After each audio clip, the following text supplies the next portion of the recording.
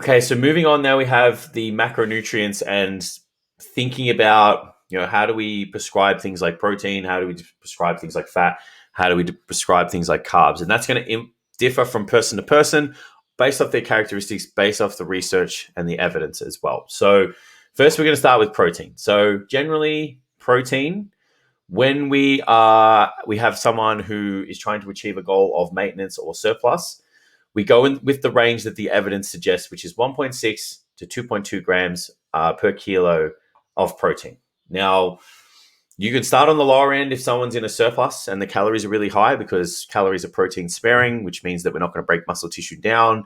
If you've got someone who is maybe doesn't need to make that much progress, wants to stay relatively lean whilst they're in a surplus of energy, you may want to push that 1.6 up to the top end of 2.2, just because higher protein levels in a surplus of calories have been noted to still be able to kind of manage overall body composition quite well. So it just depends on the person. They don't need that higher energy to make the protein, to make the muscle tissue. They generally have enough calories, but if they still want to kind of try to do their best to manage their body composition whilst like just putting on a little bit of lean body mass, then push them up to the higher end. Or they might just like to eat a higher amount of protein in their diet, so you have that leeway to do that. You can go a little bit higher than that, but that's the range that the evidence suggests is the most effective. There actually isn't any evidence to suggest that going over 1.6 actually helps with the increase in muscle mass. It's more management of body composition, like I spoke about before. So then we have in a deficit, things change a little bit. We need more protein. Think about it like catabolic state, less calories going in than out. Body's in a position where it has to break things down. The likelihood of breaking protein down is higher. We would want to support extra protein in the diet so that it doesn't break down our lean body mass or our contractile tissue, which is highly unlikely, but it's better to support with protein than have your body go and search for it. So the range is about 2.2 to 3. You can go higher than 3. There's been, a bit of research suggested of intakes that go, upwards of 3.8 to I think 4.4. I've tried that with some people as well. But that's a lot of protein, a big commitment, and it's definitely a extenuating circumstance, which we're not going to recommend. So just stick within the range and go with that, because it's going to get the most effective result. Things to consider is like training age. So, higher protein intakes might be better for someone with a younger training age, just for the whole muscle damage thing. There's more muscle damage that gets experienced from a newer trainee to a more experienced trainee. So supporting with extra protein might be valuable there.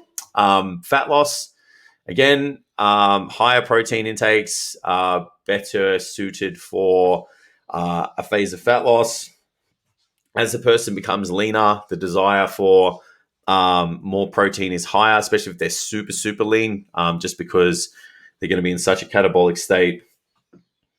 The likelihood of breaking down protein is significantly higher. So think about that as well. Vegetarians, they will need a mixture of protein sources to complete amino acid profiles. There's 20 amino acids. There's 9 essential and 11 non-essential amino acids. We need those essential amino acids in the diet because they can create the non-essential, but it's most plant-based protein sources, or almost all, I think, don't have a complete amino acid profile. So that's plant-based. Vegetarian, if they eat eggs and stuff from dairy, if it comes from an animal product, it will. So we just need to have like a little bit more protein. So you push that person up to the higher end, and you need to make sure they have a good mixture of protein sources in the diet just to complete that amino acid profile, all those amino acid requirements. Personal preference, like I spoke about before, we just need to make sure that that person has an adequate amount that kind of fits their preferences. Now we move on to dietary fat. So dietary fat recommendation is pretty easy, based off body weight again, and it's about 0.5 to 1 gram. You can go higher than 1 gram, especially if they're female or if they prefer to eat higher fat foods. But generally, the more carbs we have, the more active someone is. And if we are in a surplus, we want to go on the lower end of the carb recommendation. But floating around 1 gram per kilo is still really good. If someone's super heavy, you could go lower than that, just to kind of give them a little bit more carbs, especially if they're in a deficit. If they're in a deficit, the calories and the protein matter the most. The fat and carbohydrate allocations can be self-selected almost. So calories are king, protein is king when it comes to body composition, or protein is queen, we'll call it.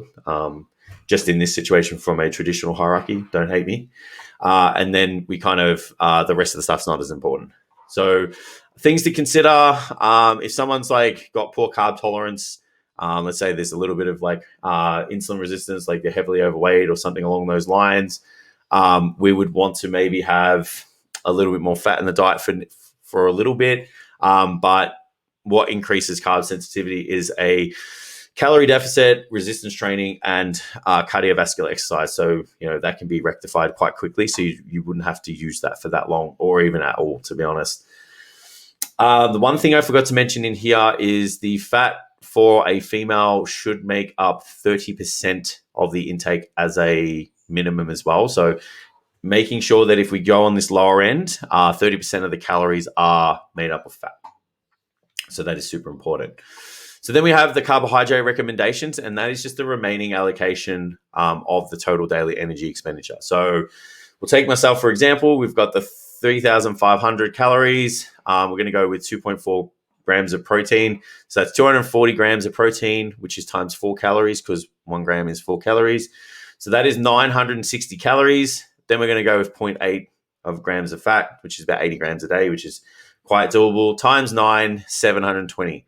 So we add those together, it's 1,680 calories. We're going to subtract to that off the 3,500, which leaves me with 1,820 calories.